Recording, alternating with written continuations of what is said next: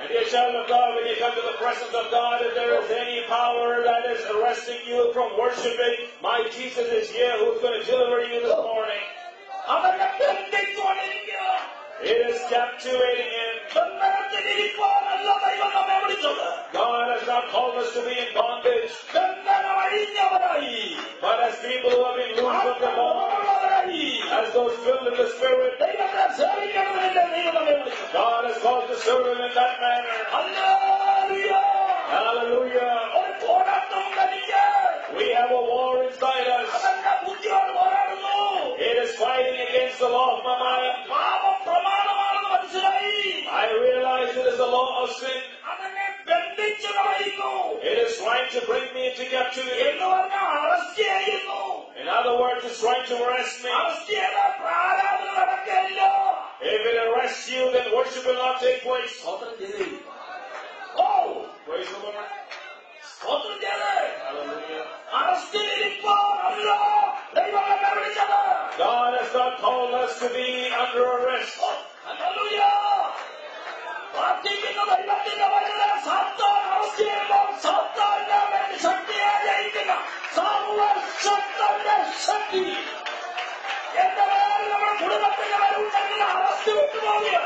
When you come to worship, if you have the power of the Almighty, which is greater than the power of Satan, then He will be able to do with you and He will be instrument in your hand. Let everybody worship God. God has not called us to be under arrest. God has not called us to sell your conscience.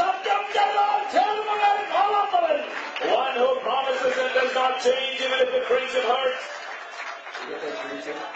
Hallelujah. Praise God. When Paul realized this, he falls down before God. That is repentance. I cannot unbind this.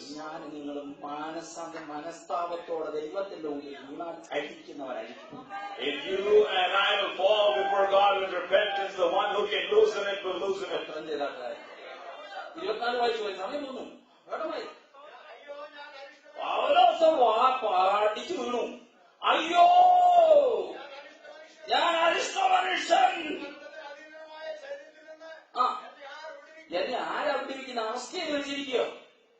അവസ്ഥ പക്ഷെ ഒരു നാമം അങ്ങോട്ട് ഉച്ചരിച്ചു. എന്താണെന്നറിയാമോ? എങ്കിലും കർത്താവായ യേശു ക്രിസ്തു മുഖാന്തരം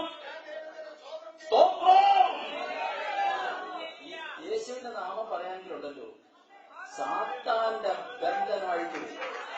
If you say the name of Jesus, the bondage of Satan will be loosened. Hallelujah. Praise the Lord. മനസ്താപത്തിൽ കടന്നു വീണ് ദൈവത്തോട് പറഞ്ഞു, അയ്യോ ഞാൻ അരിഷ്ട മനുഷ്യ. In repentance he falls down and calls out to God, "O wretched man that I am." ഞാൻ അയ്യോ എന്ന് പറയും. ഞാൻ ജീവപ്പെടല്ലേ? Oh, how can I call myself wretched? അയ്യോ ഞാൻ I am അയ്യോ എന്ന് പറയുന്നേ. How can I call myself wretched? യെശയ്യാവ് പറഞ്ഞു. Did Isaiah say it? യെശയ്യാവ് ക്രിസ്തുവിനെ കുറിച്ച് പ്രവചിച്ചവരാരും പ്രവചിച്ചിട്ടില്ല. Nobody else has prophesied about Christ like Isaiah did. യെശയ്യാവ് പറഞ്ഞു അയ്യോ എന്ന് പറഞ്ഞില്ലേ? Didn't Isaiah say the same thing? പുതിയ നിയമത്തിൽ പൗലോസ് പറഞ്ഞില്ലേ? In New Testament Paul says that സാത്താൻ എന്നെയും നിങ്ങളെയും അറസ്റ്റ് ചെയ്യുവാൻ അനുവദിക്കരുത്.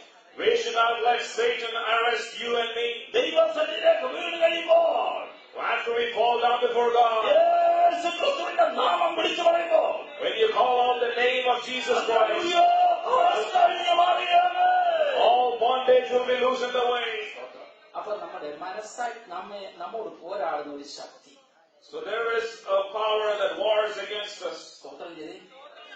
ഇനിയും നമ്മുടെ മനസ്സാക്ഷിയെ തട്ടിക്കളയുന്ന വേറെ സംഗതിയുണ്ട്, നമ്മുടെ attitude. There is another thing that pushes aside our conscience, that is our attitude. നമ്മുടെ ആക്ഷൻ. Our action. മനസ്സിലായി? അത് നമ്മുടെ മനസ്സാക്ഷിയെ തട്ടിക്കളയും. That will push aside our ഉടനെ conscience. മനസ്സന്തരപ്പെടണം. You should repent immediately. ഉടനെ മനസ്സന്തരപ്പെടണം. You should repent immediately. കാരണം നമുക്ക് എന്തുണ്ട്? Because what do we have? മനസ്സാക്ഷിയുണ്ട്. We have a conscience. സ്വന്തം ചെയ്തത് ഞാനിപ്പോ മാനസാന്തരത്തിന്റെ കാര്യങ്ങൾ പറഞ്ഞുള്ളൂ. സന്യാസത്തിന്റെ കേറിട്ടേ ഇല്ല. I'm just speaking about repentance. I haven't gotten into the good mind part. മനസാക്ഷി യൂണിഡേസിസ് എന്നാണ് ഗ്രീക്ക് പദം. അത് സത്യ മനസാക്ഷിയാണ്. നിങ്ങൾ നോക്കിയേ, നമ്മുടെ കർത്താവിന്റെ മണവാട്ടിയാണ്. മണവാട്ടി കറ, ചുളുക്കം, വാട്ടം, മാലിന്യമില്ലാത്ത മണവാട്ടിയാണ്. സ്തോത്രം ചെയ്തേ. അതിനുവേണ്ടി ദൈവം നമ്മെ നിർത്തിയിരിക്കുകയാണ്. വേട് കഴിക്കുന്ന ഒരു ദിവസം വരുന്നു. കറ കാണരുത്, ചുളുക്കം കാണരുത്, വാട്ടം കാണരുത്, ഒന്നും കാണരുത്. The Greek term unidasis means a true conscience, a conscience without reproach. We have been selected as the bride of Christ, a bride without spot or blemish, and we should be able to maintain ourselves that way until the day of His coming. നമ്മുടെ attitude കർത്താവാണ് പറഞ്ഞത്, യേശുവാണ് പറഞ്ഞത്, വേറെ ആരും പറഞ്ഞു. Jesus is the one who spoke about our attitude. അത് നമ്മൾ കീപ്പ് അപ്പ് ചെയ്യണം. അതേ മനസ്സിലാക്കി തട്ടിപ്പോയി. We need to keep that up, otherwise we will lose our conscience. Mathai സുവിശേഷം എടുത്താട്ടെ. Let's turn to Matthew, 5-ാം അധ്യായം chapter 5, 22-ാം വാക്യം വായിച്ചു. verse 22. ഞാനോ നിങ്ങളോട് പറയുന്നത് എന്താ? ഞാൻ കേട്ടില്ല ഇത്. എന്ത്? സഹോദരനോട് കോപിക്കാത്ത ആരെങ്കിലും ഉണ്ട്? Is there anyone here who does not get angry? സഹോദരനോട് കോപിക്കുന്നവൻ കണ്ടോ, വേറെ ഒരു പാപവും ചെയ്യണ്ട.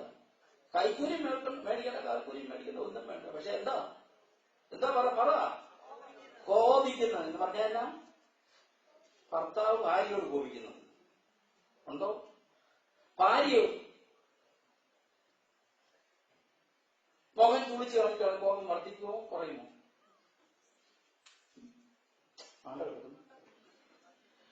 വായിച്ചോ, അടുത്ത വായിക്കും. സഹോദരനോട് നിസാര. അയ്യോ, ഞാൻ ഈ ഭാഗം വായിച്ചു. എപ്പോഴും വായിക്കുന്നതാണെങ്കിലും നോക്കിയേ, ഈ ഭാഗം മനസാക്ഷിക്ക് സ്വതം ചെയ്തു. ഞാനല്ലല്ലോ, എനിക്ക് വേറെ ഒന്നിന്റെ കോട്ട് കിട്ടിയിട്ടുണ്ട്. ആ കോട്ട് അടുത്ത പ്രസംഗത്തിൽ ഞാൻ തരാം. അത് ആരാ തന്നെന്ന് ഇപ്പൊ വെളിപ്പെടുത്തത്തില്ല, അന്നേരമേ വെളിപ്പെടുത്തും. നമ്പർ 1 കോട്ട് എനിക്ക് കിട്ടി. മനസാക്ഷി നമ്മൾക്ക് God has given us a clear conscience. ദൈവം നമുക്ക് നല്ല മനസാക്ഷി തന്നിട്ടുണ്ട്.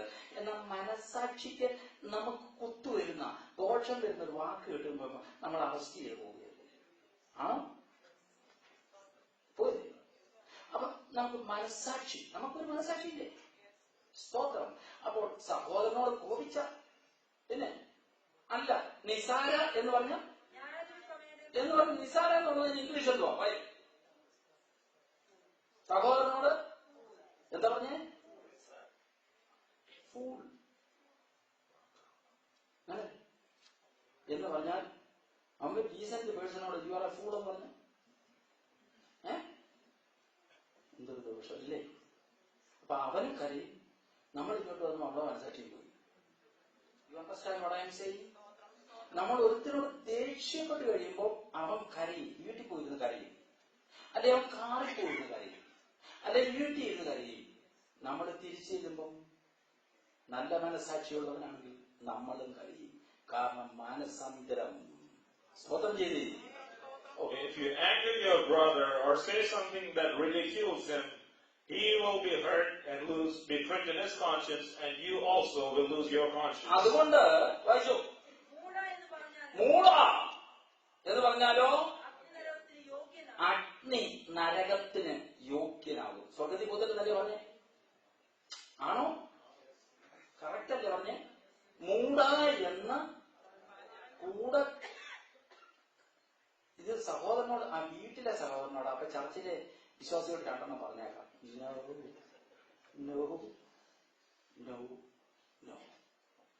മൂട എന്ന് പറഞ്ഞാൽ നിസാര എന്ന് പറഞ്ഞാലും ന്യായവിധി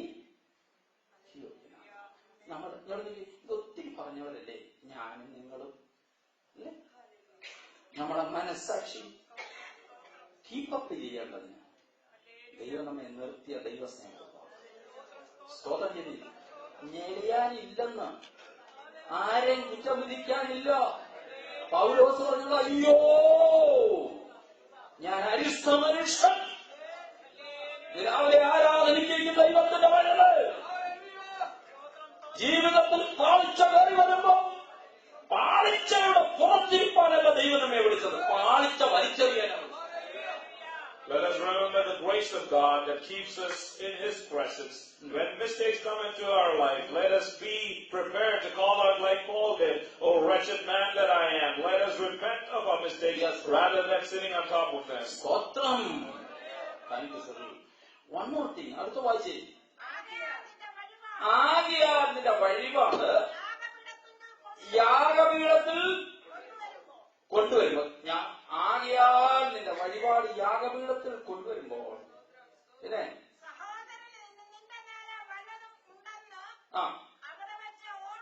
ആർക്ക് ഓർമ്മ വന്നാൽ പ്രാർത്ഥനയ്ക്ക് പോകുന്ന നിനക്ക്, സ്തോത്രം പറയാൻ പോകുന്ന നിനക്ക്, നിന്റെ ഉള്ളിൽ ഓർമ്മ വന്നാൽ അവരോട് വെച്ചിട്ട് ഓടിപ്പോയി അവനോട് എന്ത് ചെയ്യണം? നിരന്നു വേണം. എന്തിനാ? നിനക്കൊരു യൂണിവേസിസ് നിന്റെ ഉള്ളിൽ കയറാൻ. So it says here, when you bring your gift to the altar and remember that your brother has something against you, you should first go and be reconciled with him first. സ്തോത്രം ചെയ്ത. ഇനി ഞാൻ നോക്കി ഒരു കാര്യം കൂടെ പറഞ്ഞതിന് ശേഷം അടുത്ത വിഷയം സമയമില്ലാതെ പോകുന്നു. ഇപ്പൊ തന്നെ അരമണിക്കൂർ പോയി. ഇനി 2-3 വിഷയങ്ങൾ എടുക്കുമ്പോൾ പോവുകയാണ്. ഇതുകൊണ്ടാണ് പൗലോസ് കാര്യം. This is why Paul said something. 1 തെസ്സലോനിക്കർ 3-ാം അധ്യായം 11 മുതൽ 13 വരെ ഒന്ന് വായിച്ചു വേണം. Let's read 1 Thessalonians chapter 3.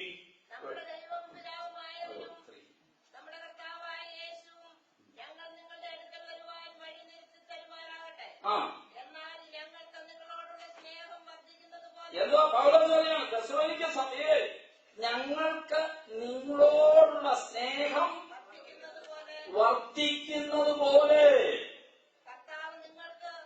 കർത്താവ് നിങ്ങൾക്ക് തമ്മിലും എല്ലാവരോടും സ്നേഹം എന്താ വേണം? വർദ്ധിപ്പിക്കട്ടെ. എന്താ ഒന്ന് പറഞ്ഞേ? ഉറക്കപ്പെടാ. വർദ്ധിപ്പിക്കണം. നമുക്ക് എന്ത് വേണം? തൊട്ട് വർദ്ധിപ്പിക്കണം എന്നാ ചിന്ത. ഡിപ്പോസിറ്റ് വർദ്ധിപ്പിക്കണം എന്നല്ലേ ചിന്ത. ഇങ്ങോട്ട് നോക്കി, നമ്മൾ ഇവിടുത്തുകാരല്ല. ഞാൻ കഴിഞ്ഞ ദിവസം ബുധനാഴ്ചയാണോ വെള്ളിയാഴ്ചയാണോ പ്രസംഗിച്ചത് എനിക്ക് അറിയാൻ പാടില്ല. നിങ്ങൾ ഇവിടെ വന്ന് നമ്മൾ ഇവിടുത്തുകാരല്ല, അമേരിക്കക്കാരല്ല. അങ്ങോട്ട് ചെന്ന് പിന്നെ ഒരു കാര്യമുണ്ട്, വടക്കേന്ത്യ പോകുന്നതിനേക്കാൾ ഡിസ്ക്രിമിനേഷൻ ഇവിടെ കുറവാണ്. ഇനി എത്ര ആക്ട് ചെയ്താലും നമ്മൾ അമേരിക്കക്കാരാണോ? പറ. അല്ല അല്ല. വിഷയം വരട്ടെ. നല്ല ഹൈ പൊസിഷനിൽ നീ കയറ്. നിന്നെ വിരൽ കൂടി അവൻ താഴെ അടിക്കേണ്ടത് നോക്കും. ദൈവകൃപയോട് നിൽക്കുന്നു പറ. സ്തോത്രം ചെയ്തേ. അല്ല, ഇന്ത്യയിലോട്ട് അങ്ങോട്ട് ചെല്ലുക. ഇന്ത്യയിലോട്ട് അത് കഴിഞ്ഞ ബുധനാഴ്ച ഞാൻ പറഞ്ഞു. ഇന്ത്യയിലോട്ട് അങ്ങോട്ട് ചെന്ന് വായൊക്കെ വെച്ചു എന്റെ വീടാന്ന് പറഞ്ഞ അകത്തോട്ട് കയറിയപ്പോൾ അയൽപക്കത്തുകാർ പറഞ്ഞു, അമേരിക്കക്കാര് എന്താ പറഞ്ഞു? അമേരിക്കക്കാർ വന്നിട്ടുണ്ട്. അപ്പൊ ദൈവം പറയട്ടെടാ, ഞാൻ അമേരിക്കക്കാരനാണ്, ഞാൻ ഇവിടെ ആചരിച്ചത് എന്ന് പറഞ്ഞാൽ 4ാം തലമുറക്കാരനാ. കൊച്ചു വഴിയും കൂടെ പോകുമ്പോഴും പറയും, ഇവിടെ അമേരിക്കക്കാർ വന്നിട്ടുണ്ട്. അതല്ലേ? അപ്പൊ ഇങ്ങോട്ട് നോക്ക്, നമ്മൾ ഇവിടുത്തുകാരല്ല. നമ്മൾ ഇങ്ങോട്ട് നോക്കി നല്ല മനസ്സാക്ഷി ദൈവത്തെ ആരാധിച്ച് കർത്താവിനോട് ചേരേണ്ടവരാണ്. We are not of this world. We have to worship God with a pure conscience and be joined to Him. പൗലോസ് പറയുന്നു, ഞങ്ങൾക്ക് നിങ്ങളോട് സ്നേഹമുള്ളതുപോലെ നിങ്ങൾ തമ്മിൽ എന്ത് ചെയ്യണം? സ്നേഹം വർദ്ധിപ്പിക്കണം. എന്തോ വർദ്ധിപ്പിക്കണം. സ്തോത്രം ചെയ്തേ. And Paul says that may the Lord make you increase in abound in love to one another just as we do to you. പെട്ടെന്ന് പറയാം. സ്നേഹം വർദ്ധിക്കുമ്പോൾ കൃപ വർദ്ധിക്കുക. When love increases, grace increases. കൃപ വർദ്ധിക്കുമ്പോൾ മനസ്സാക്ഷി clear ആക്കിക്കൊണ്ടിരിക്കുക. And when grace increases, it clears your conscience. മനസ്സാക്ഷി ആരാധന വർദ്ധിക്കുമ്പോൾ അത്ഭുതങ്ങൾ നടക്കുക. And when you worship with a clear conscience, miracles happen. മനസ്സാക്ഷി ആരാധിച്ചുകൊണ്ടിരിക്കുമ്പോൾ അന്യഭാഷ പ്രവചനമായി മാറുക. And when you worship with a clear conscience, tongues become prophecies. മനസ്സാക്ഷി ശക്തമായി ആരാധിച്ചുകൊണ്ടിരിക്കുമ്പോൾ കുഞ്ഞുങ്ങളും ദർശനങ്ങളും. When you worship in a clear conscience, your old men and young men will see visions. And those who come and get saved, truly God is in their midst. Hallelujah. God is in our our worship. ദൈവശബ്ദമുണ്ട്. There is the voice of God. ആരാധനയിൽ ദൈവത്തിന്റെ തീയുണ്ട്. There is the fire of God in our worship. രോഗസൗഖ്യമുണ്ട്. There is healing. നല്ല മനസ്സാക്ഷി. A good conscience. നമ്മുടെ കർത്താവ് വരുന്നു. Our Lord is coming. നമുക്ക് ഒരുങ്ങാം. Let us be prepared. കർത്താവിനായി സമർപ്പിക്കാം. Let us surrender to the Lord. എന്തായിരുന്നാലും ശരി, Whatever it may be. സത്യം ഇതിന് ഛേദം വന്നാലും ഞാൻ മാറുകയില്ല. If I promise something and it hurts me, I will not change. സ്വതന്ത്രം ചെയ്ത് എല്ലാരെയും കൂട്ടിക്കൊണ്ട് കർത്താവ് പോവില്ല. The Lord is not coming to take up everyone. എന്താ നോക്കി, യാഗം ചെയ്ത് എന്നോട് നിയമം ചെയ്ത വിശുദ്ധന്മാരെ എന്റെ അടുക്കൽ കൂട്ടി. Gather my saints to me who have made a covenant with me by sacrifice. രാവിലെ ദൈവം നമുക്ക് നമ്മൾ covenant ചെയ്തവരല്ലേ. Haven't we gotten into a covenant with Him? ആക്ഷേപം ഉണ്ടെങ്കിലേക്ക് പറയാം. If there is any reproach, let us confess it. നമ്മുടെ മനസ്സാക്ഷിയിൽ ആക്ഷേപം കാര്യങ്ങളിലേക്ക് പറയാം. If there is any reproach in our conscience, let's confess it. മനസ്സാക്ഷിയിൽ ആക്ഷേപം വെച്ചുകൊണ്ട് കർത്തൃമേശയെ പങ്കുകൊള്ളാൻ പാടില്ല. Let us not partake of the Holy Communion with reproach in our ഇത് conscience. കർത്താവിന്റെ മേശയാണ്. This is the Lord's table. സ്തോത്രം ചെയ്തേ. എന്തിനാ കർത്താവ് വന്നേ? Why did the Lord come? സ്തോത്രം ചെയ്താല് 2 കൊരിന്ത്യർ 8 9 വാക്യം കർത്തൃമേശയുടെ ബന്ധത്തിൽ വായിച്ചിട്ട് ഇപ്പോൾ കർത്തൃമേശ നടക്കാൻ പോകും. 2 Corinthians 8 verse 9. വായിച്ചു.